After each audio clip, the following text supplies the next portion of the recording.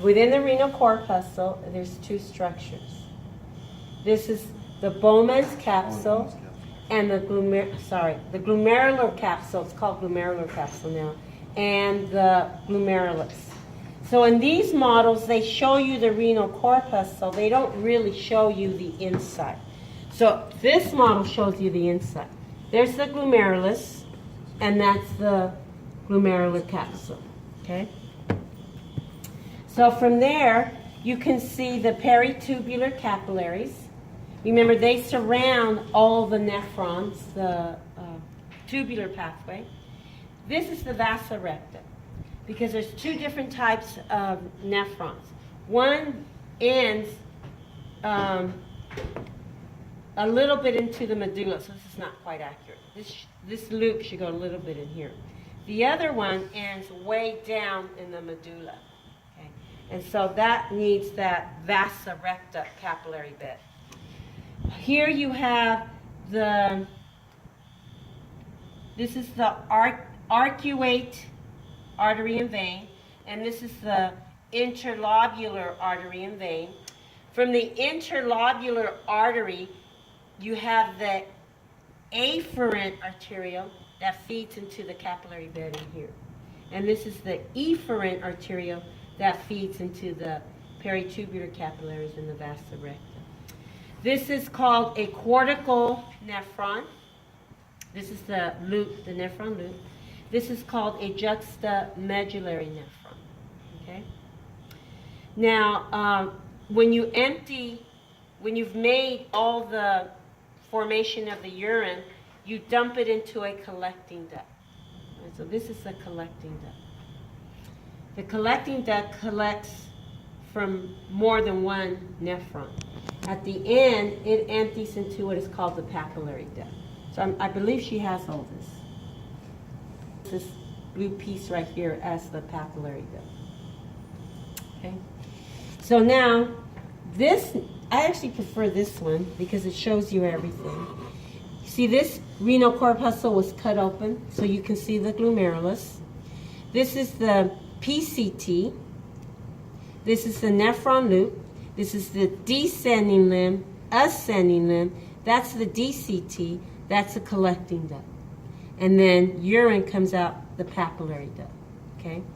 This long set of blood vessels down here is the vasa recta. It's for this juxtamedullary nephron. And I don't think she has that labeled in her thing. But you remember that the one that goes down into the medulla is called the juxtamedullary nephron. But it's not here. So the whole thing is called the juxtamedullary nephron. This is the cortical nephron. So this is a more accurate depiction than this. Here you can see the afferent arteriole feeding into the glomerulus. The efferent arterioles here, and that would feed into these, what is this called? Peritubular capillaries. These are the vasa recta capillaries. Arcuate artery and vein, interlobular vein, interlobular artery. This is the interlobar artery and vein. You can see all of them here. So the renal artery segments into the segmental arteries, into the interlobar arteries, into the arcuate arteries, into the interlobular arteries. The veins drain everything. So now you're going from the interlobular veins, arcuate veins, interlobar veins, and out the renal vein. And that you don't have segmental veins. Okay. Here you can see, again, the collecting duct. You can see nephrons. At the end of the collecting duct is the papillary duct, and it drains urine into a minor calyx. These cup-like structures are called minor calyxes. Where they join together, that then is a major calyx. Okay, this is more than one cup. The renal pelvis is inside. So urine drains all into the major calyxes and then ends up in the renal pelvis. And that, of course, is the ureter. This is a more expanded region of one of these, right? And so you need to see it because they have the cells. So this is the DCT. This limb is part of the DCT that you see here. Here, where these cells are packed together, that's called the macula densa cells. Macula densa. Here you can see, oops, that it was backwards. This is the afferent arteriole, is larger than the efferent arteriole.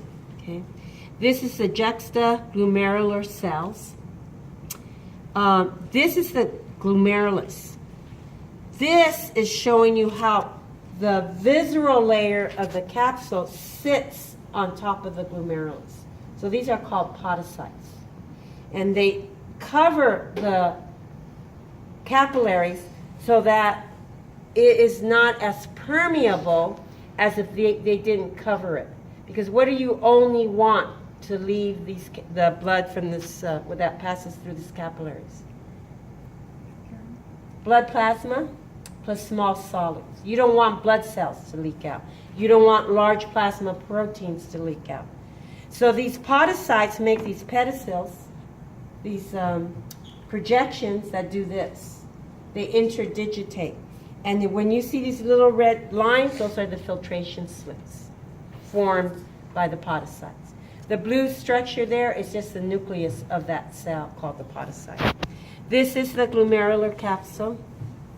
This is the parietal layer, and this is the visceral layer. Okay. Now, once filtrate is formed in here, it flows into this cup. Right? It's held by this cup. Then it flows down the PCT. Okay?